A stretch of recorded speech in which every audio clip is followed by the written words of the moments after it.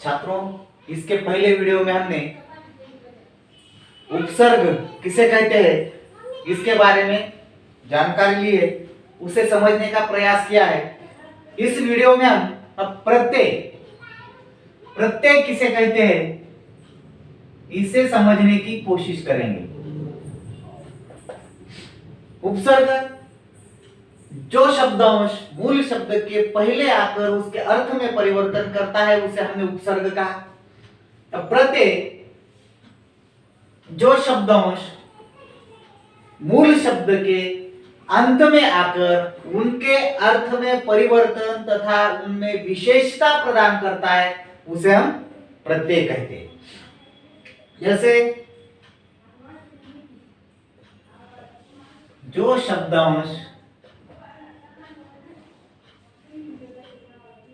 मूल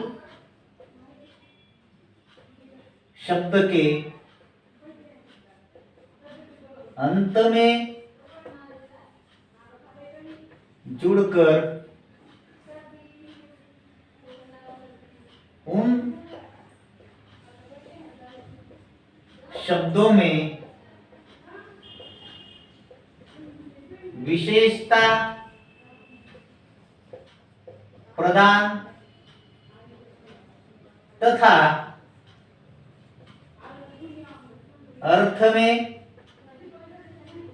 परिवर्तन करते हैं उन्हें हम प्रत्यय कहते हैं। अब यहां तक आपने समझ लिया किसे कहते हैं, जो शब्दांश मूल शब्द के अंत में जुड़कर, यानी कि यहां पर दिए गए शब्द है कुछ, जैसे मूल शब्द है सुंदर, इसके अंत में जुड़ा ता जिससे शब्द बना सुंदरता, यानी कि मूल शब्द के अंत में ता ये जुड़कर ये सुंदरता इस शब्द का निर्माण हुआ, इसलिए इस ता को हम प्रत्यय कहते हैं।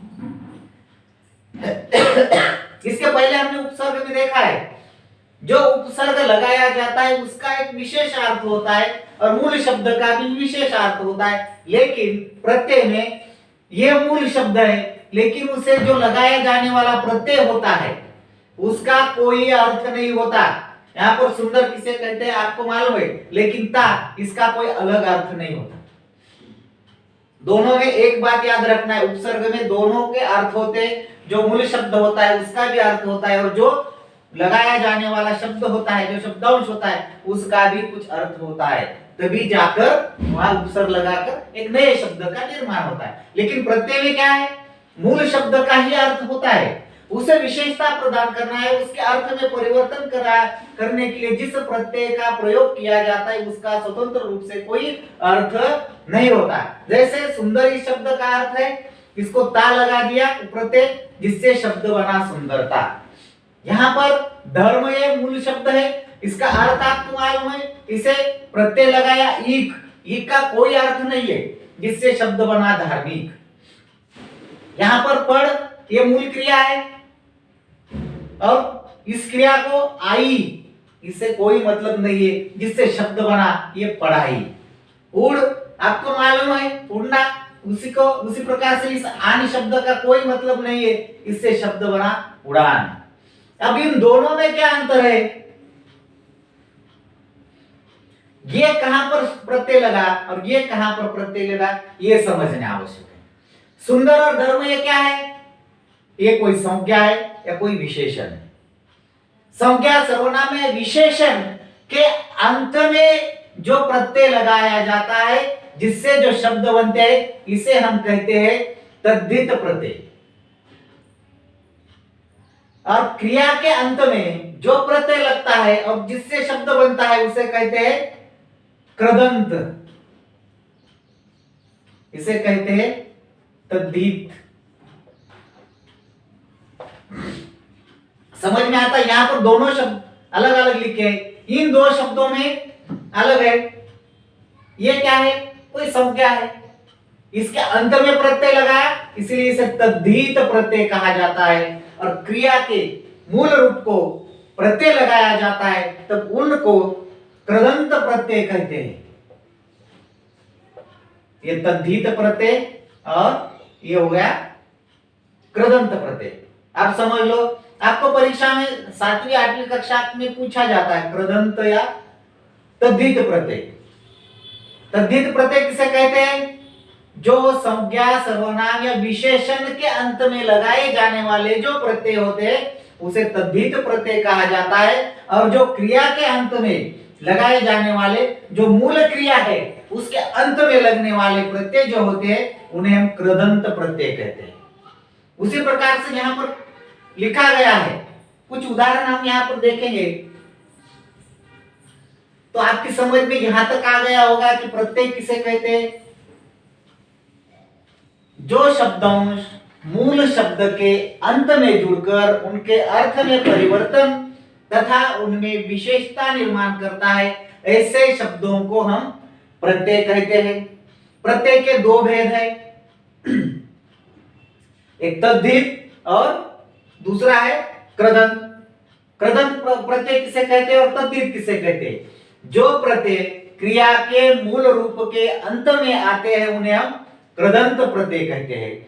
और जो संज्ञा या विशेषण, सर्वनाम के अंत में जुड़ने वाले जो प्रत्यय होते हैं उसे हम तद्धित प्रत्यय कहते हैं। इसी प्रकार से हम यहाँ कुछ उदाहरण दिए गए हैं जिससे आप अच्छी तरह से समझ लोगे कि कृदंत और तद्धित प्रत्यय किसे कहा जाता है।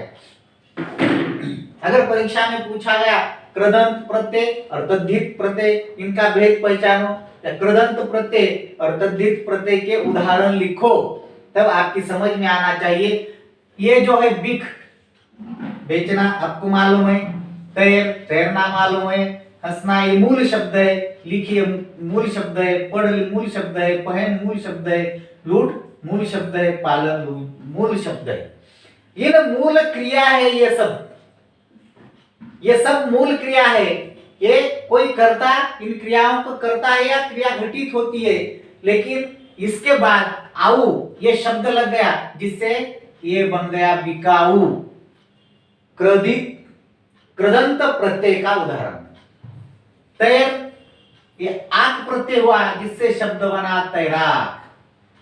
हंस प्रत्यय लगाई जिससे शब्द बना हंसी। इस आऊ का, इस आक का, इस ई का, इस ना का, ये ना, ये आवा, ये एरा, ये हार, इनका कोई स्वतंत्र रूप से अपना अर्थ नहीं होता।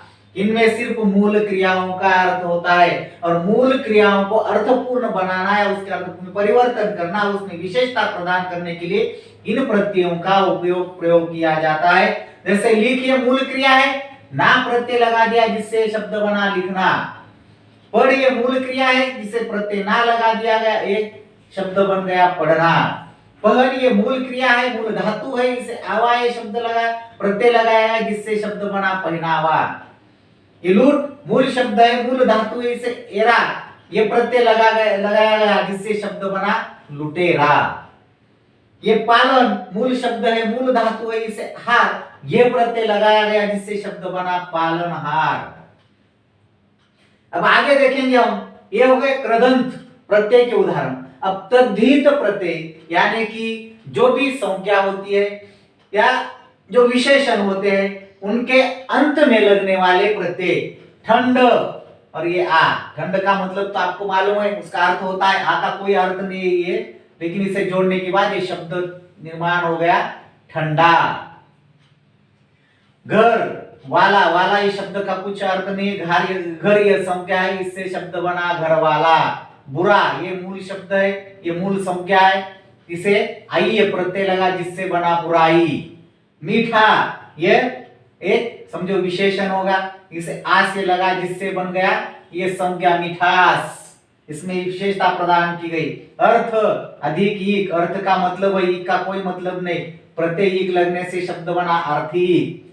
शक्ति आप सबको मालूम है, शक्ति ताकत, मान का कोई अर्थ यहाँ पर नहीं होगा जिससे शब्द बना शक्तिमान।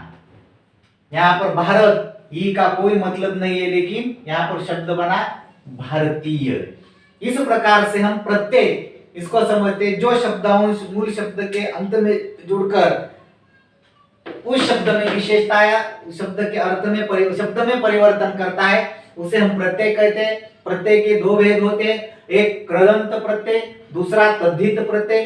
कृदंत प्रत्यय किसे कहते हैं? जो प्रत्यय जो प्रत्यय क्रिया के मूल रूप में जुड़कर आता है उसे हम कृदंत प्रत्यय कहते हैं। और तद्धित प्रत्यय जो संज्ञा सर्वनाम विशेषण के अंत में जुड़कर उनमें कोई विशेषता या उसके शब्द में परिवर्तन करता है उसे हम तद्धित प्रत्यय कहते हैं।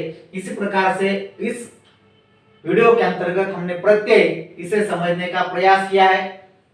अब आज तक हमने उपसर्ग देखे। उपसर्ग जो मूल शब्द के पहले लगने वाले शब्दों होते हैं, प्रत्यय मूल शब्द के अंत में, प्रत्यय के दो भेद।